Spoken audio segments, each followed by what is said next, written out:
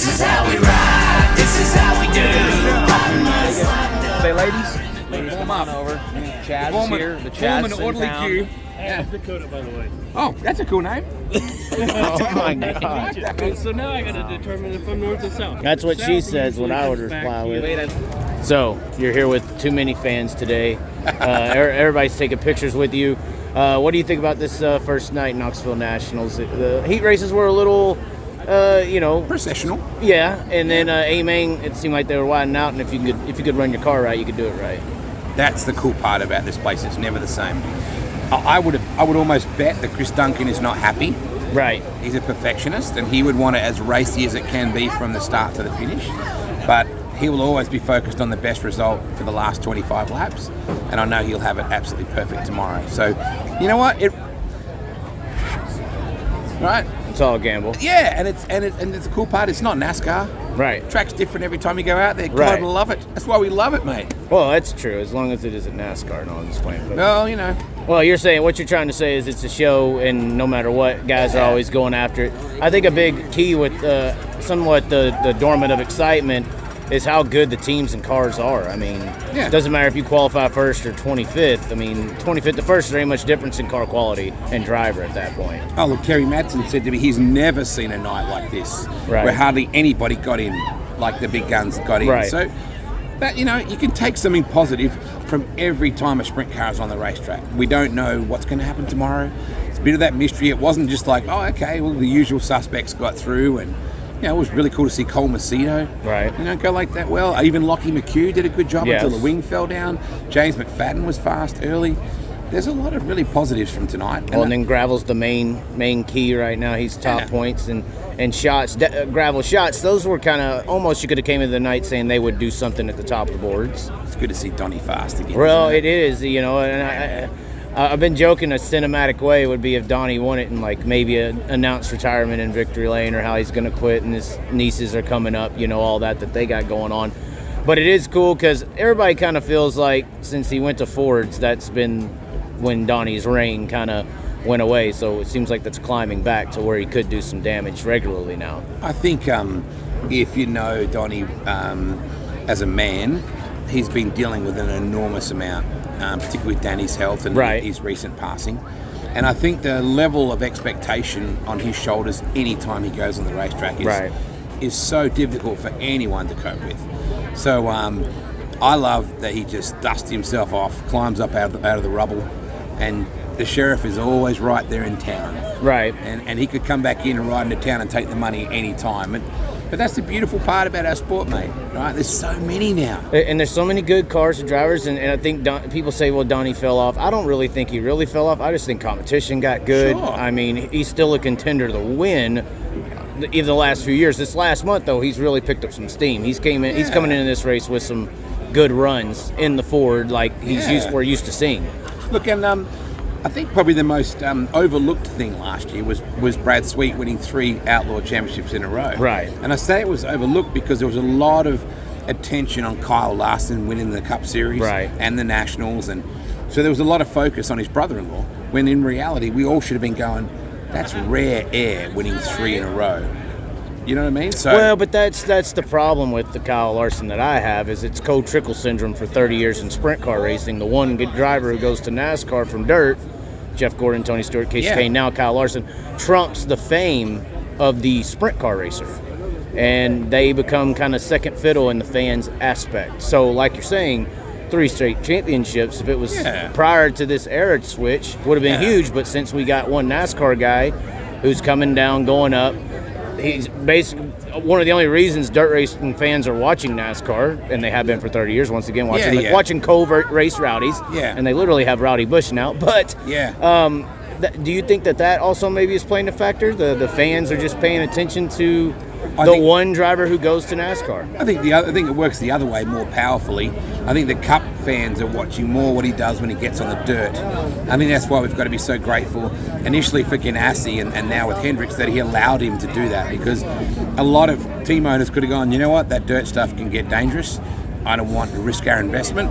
They're not doing it, right? So kind of like Gibbs with Tony Stewart there for a little bit. Absolutely. So I think we've been very fortunate to have the best of both worlds. And as much as I don't watch many NASCAR races, NASCAR racing is the rising tide of motorsport in America. If NASCAR is doing well, motorsport is doing well, right? So the TV, the crowd attendances, all that sort of stuff, we all need every form of motorsport in America and in the world to be doing well. How do you think regular people should view dirt racing? I feel like sometimes NASCAR and social people, just normal people, view a sprint car, because of this Crow-Trickle syndrome, in my opinion, as a developmental tool where 14-year-old people learn how to drive. It's like a AAA level, and then the best of the best go to NASCAR, and that's the NFL. That's just not real in a certain way. Even somebody like Kyle Larson had to have certain situations appear, or he would be racing here in a sprint car full time. So do you think that that's a sort of a factor to one of the reasons sprint car racing doesn't get that NFL style sponsorship and attention, that mainstream attention, because it's viewed as a AAA level of racing in America? I think it's probably more that sprint car racing is what it is. I would love to tell you that every stadium looks like this. Every stadium has 25,000 people on the weekends. Every stadium has massive streaming numbers and all that sort of stuff.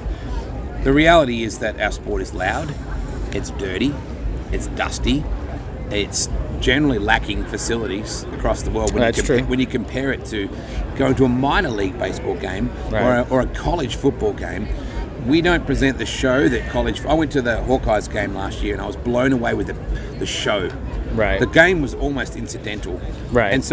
And we're a very long night now, right? So kids now, their attention span is 90 minutes to 2 hours.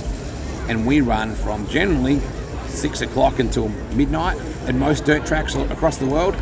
So we are a 6-hour concept. It's a very long night. And if you're not a believer like you and I are, you're taking someone new to the sport. It's very loud, it's very dusty. But wouldn't you say that the time situation is more incremental because it's broken up into qualifying heat races? That's why NASCAR went into their period style. But it's still being in a venue on an old seat, and I'm not talking about this place because this place is great.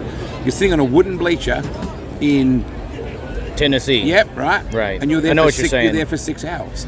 PA system doesn't work real well. There's not any corporate area for you to take your wife. And it happens in Australia too. I'm just saying that I've been battling for 35 years to try and get us to another level. A mainstream. Yeah, and I think we're forever going. The beauty of what we are is that we aren't for everyone. And that's a double-edged sword. Well, NASCAR isn't for everyone either. I do think that we would have more racing fans in America, though, if they got more options of what racing was. I think right now, if a person doesn't like NASCAR, they label the entire sport, and they just don't like racing. Maybe. Whereas in the reality of it, that's like a hamburger, and we're like a chili dog, you know. But right now, it seems like Americans don't get an option for what racing is. It's either NASCAR or IndyCar once a year at Indy 500, and that's all they see. You know, so I think we could help gain racing. I think we have one of the most exciting forms of motorsport in the world. No doubt. It's just not getting that exposure, I don't believe. No, but I still think our sport is its own worst enemy, to be honest. I really do. It's our fault. Right? We're the ones that are not delivering media content to electronic media. When I say that, there's a lot of places that are. But the general sport, the grassroots of it, where you go on a Saturday night with your dad to your favourite track that's been there for 50 years, they're just worried about putting on a show. Like feeding the popcorn to the fans. Right. And it's not a lot criticism. of back gate races where it's not really top-level cars. It's just all about getting money in the back gate. Absolutely. But you know what? As long as it keeps the sport going, it's a whole lot better than the alternative. Which is? Well, that they don't. Those back gate tracks don't run. So the racer doesn't go. Well, that would be the argument for people now saying weekly racing should be dead and it should be event-based only. Can't do that because we need competitors. And no team can afford to just run 12 times a year if you're going to have an investment, whether that's a stock car or a modified or a compact or any of those sort of things. You've got to run regularly. You got to have a reason to go out and do it. Right. So it's a double-edged sword, mate. What's your opinion on the late model world? Obviously, that's not something that's as huge back where you're from. No. It is there, but it's not as huge. Yeah, they're phenomenal. The late model racing is getting paid very well compared to the sprint car industry right now. And I would say, once again, they don't live in a Crow-Trickle syndrome because their superstars are the biggest stars in the pitting area. It don't matter who's there. Late models have a competition between series and events to attract drivers, so they have to pay more. unfortunately here in this, or fortunately in the sprint car world, it's the contract system where I could put on $1 million race next week, but World of Outlaw drivers can't come unless they receive permission. The High Limit Series, though, is now waved their flag. What's your opinion on all this sprint car industry in a way? Because it seems like they're trying to make some ruffles of the feathers just because they're looking over across the aisle and seeing the late model guys making almost $2 million, some of them. As long as there's spectators coming to watch us all and it's on dirt, I'm good. Okay, so you don't have an opinion on Not really. Okay. As long as there's race cars going around in circles on dirt, I'm good. Okay. And as far as race cars in circles, Australia, I was thinking of going, looked at their schedules. January. World Series is not happening. No, what do you know all about that? Obviously, you're not over there much. No, but I haven't been home for a few weeks, so that came out when I was over here. There's some struggles, but we'll be all right.